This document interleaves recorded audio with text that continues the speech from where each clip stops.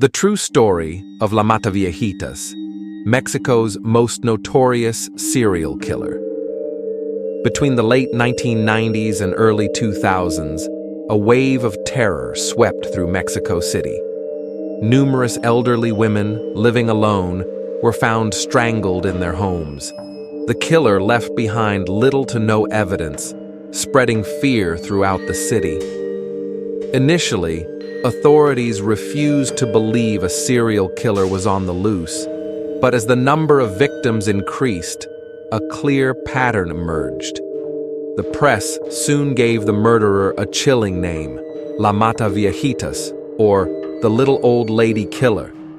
This is the story of Juana Barraza, the woman behind one of Mexico's most horrifying crime sprees.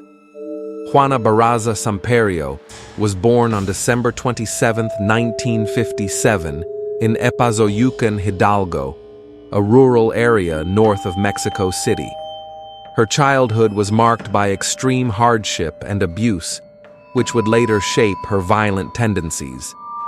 Her father abandoned the family when she was very young, leaving her in the care of her mother, Justa Samperio. Unfortunately, Justa was far from a nurturing figure. She was an alcoholic who neglected her daughter and subjected her to a life of instability and trauma. In one of the most shocking acts of betrayal, Justa traded her young daughter to a man for 3 bottles of beer. This man repeatedly raped Juana, and by the age of 11, she became pregnant with her first child, a son. This traumatic event marked the beginning of a life filled with pain and resentment. Juana went on to have 4 children in total, though her eldest son later died from injuries sustained in a mugging, adding another layer of tragedy to her life. Psychologists and criminologists who later studied Barraza's case believe that her traumatic upbringing played a significant role in her development as a serial killer. Her pent-up hatred toward her mother, who had betrayed her in the worst possible way, translated into a deep-seated rage against elderly women. Many of her victims resembled her mother, both in age and appearance, suggesting that her crimes were a twisted form of revenge against the woman who had destroyed her childhood. In an attempt to regain control over her life, Juana Barraza turned to professional wrestling, a popular form of entertainment in Mexico known as lucha libre. She adopted the persona of La Dama del Silencio, the Lady of Silence, playing the role of a villain in the ring. Wrestling provided her with an outlet for some of the anger and emotions that had festered inside her. It was a world where she could channel her aggression in a controlled environment, but it wasn't enough to quell the fury burning within. Barraza's life as a wrestler was a stark contrast to her life as a killer. In the ring, she was a performer, playing a character who thrived on chaos and confrontation. Outside the ring, however, she was a predator, stalking her victims with cold calculation. Her dual identity allowed her to blend into society, hiding in plain sight while she carried out her brutal crimes. Barraza's crimes were not random acts of violence. They were carefully planned and executed with precision.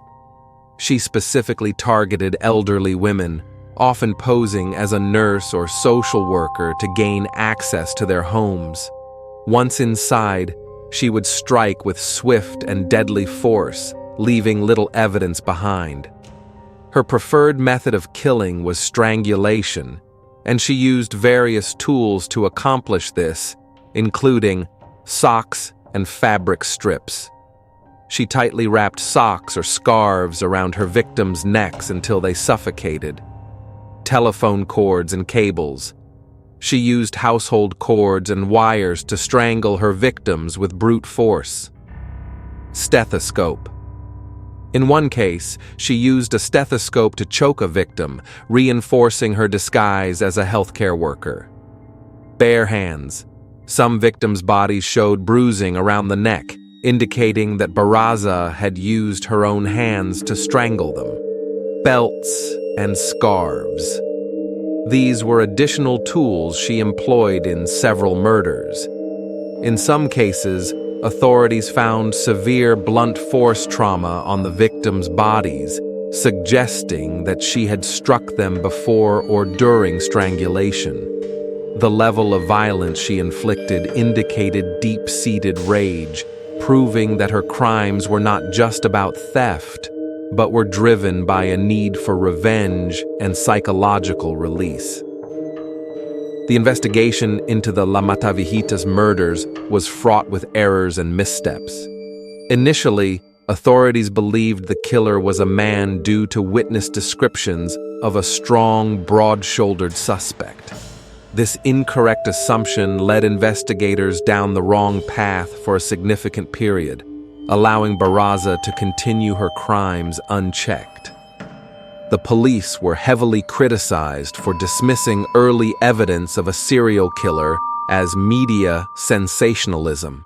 They even conducted a poorly planned raid on Mexico City's transvestite prostitutes, which yielded no results.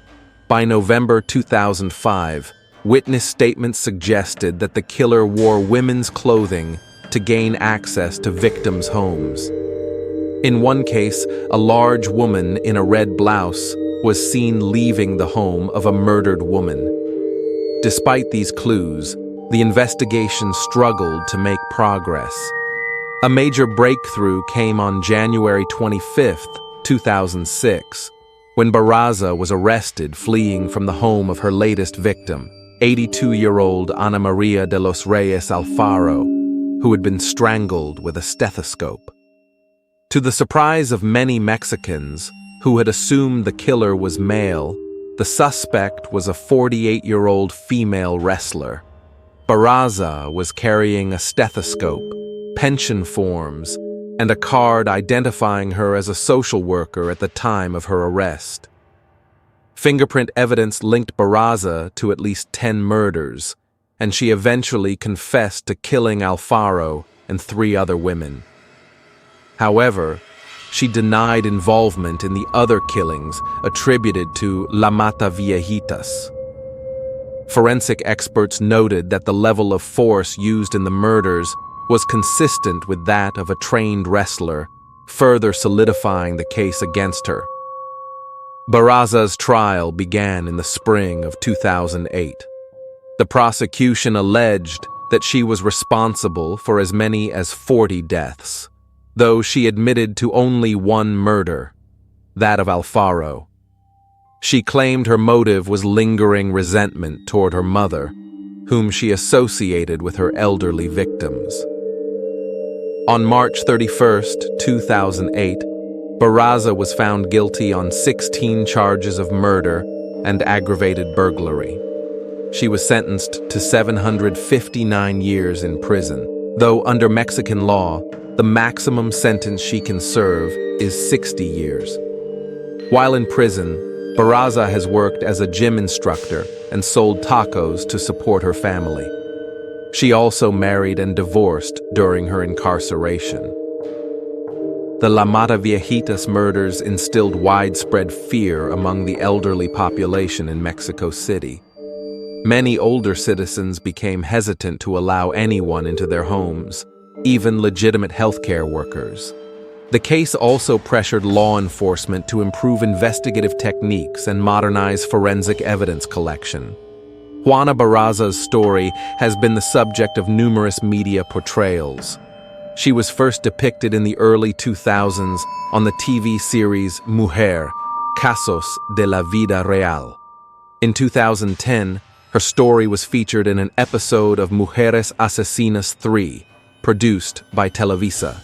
She was also highlighted in the documentary Instinto Asesino on Discovery en Español, and in an episode of Deadly Women titled Payback. In 2023, her case was the focus of the Netflix documentary The Lady of Silence, The Mataviejitas Murders. While some critics praised the documentary for its depth, Others criticized it for being exploitative and sensationalistic. Juana Barraza's story remains one of the most horrifying crime cases in Mexican history. Her reign of terror left a lasting mark, and her name continues to be discussed and analyzed to this day. While she serves her lengthy prison sentence, the stories of her victims serve as a haunting reminder of the atrocities she committed and the importance of vigilance in the face of danger.